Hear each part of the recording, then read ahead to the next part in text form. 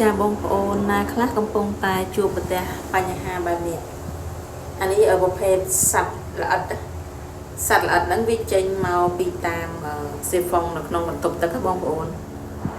ទី1សត្វល្អិតទី2ក្លិនដោយសារបន្ទប់ទឹករបស់យើងពាក់ព័ន្ធនឹងសេហ្វុងយើងប្រើសេហ្វុងដែលមានប្រហោងសត្វហ្នឹងអាចចេញពីខាងក្រោមមកបានណាប្រភេទសត្វហ្នឹងគឺវាបង្កមេរោគហើយវាធ្វើឲ្យរំខានដល់បន្ទប់ទឹកយើងណាបងប្អូនអញ្ចឹងជាដំណោះស្រាយនាងខ្ញុំសូមបង្ហាញជូននៅប្រភេទស៊ីហ្វុងដែលយើងអាចមានសន្ទះការពារពីខាងក្រោមយើងមានសន្ទះបែបនេះ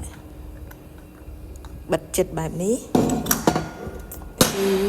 ជួយការពារទី1ក្លិនទី2សត្វល្អិតគឺវាអត់អាចចូលរួចទេដោយសារយើងមានសន្ទះពីខាងក្រោមបិទជិតបែបនេះវាអត់ចំហនេះដូចជាប្រភេទនេះជាដើមគឺសត្វវាអាចចូលទៅតាមនឹងរួចទេអាហ្នឹងតើតែមានកម្លាំងទឹកវាហូរធ្លាក់មកបានអានេះវាបើកអញ្ចឹងបើសិនជាស៊ីហ្វុងរបស់យើងវាចំហអញ្ចេះស្រាប់អញ្ចឹងគឺសត្វវាអាចចេញតាមហ្នឹងហើយវាចូលតាមប្រហោងហ្នឹងវាចេញទៅក្នុងបន្ទប់ទឹកយើងបានណាបងប្អូនអញ្ចឹងប្រភេទស៊ីហ្វុងរបស់ខាងយើងខ្ញុំគឺវាមានអាសទះបិទនេះអណ្ដាតនេះអញ្ចឹងតើមានទឹកហូរតិចហ្នឹងបានវាជ្រាបទឹកចេញតាមនេះហើយដល់ពេលសត្វវាអាចចូលទៅតាមប្រហោងនឹងបានទេដោយសារវាបានត្រូវបិទចិត្តណាយើងមាន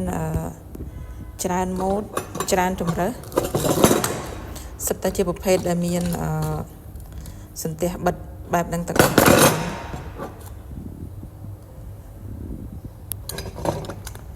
នេះអញ្ចឹងបងប្អូនដែលមានបញ្ហាទាំងអស់ហ្នឹងអាចអញ្ជើញមកកាន់ Home 889ដើម្បីជ្រើសរើសឬក៏ធ្វើការផ្លាស់ប្ដូរទៅលើស៊ីហ្វុងបន្ទប់ទឹករបស់យើងបានណាបងប្អូនមានមូលមានជ្រុងច្រើនម៉ូដច្រើនជម្រើសចាសូមអរគុណចាបងប្អូនណាខ្លះកំពុងតែជួបប្រទះបញ្ហាបែបនេះ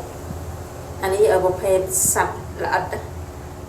ហ្នឹងវាចេញមកពីតាមសេហ្វុងនៅក្នុងបន្ទប់ទឹកបងប្អូន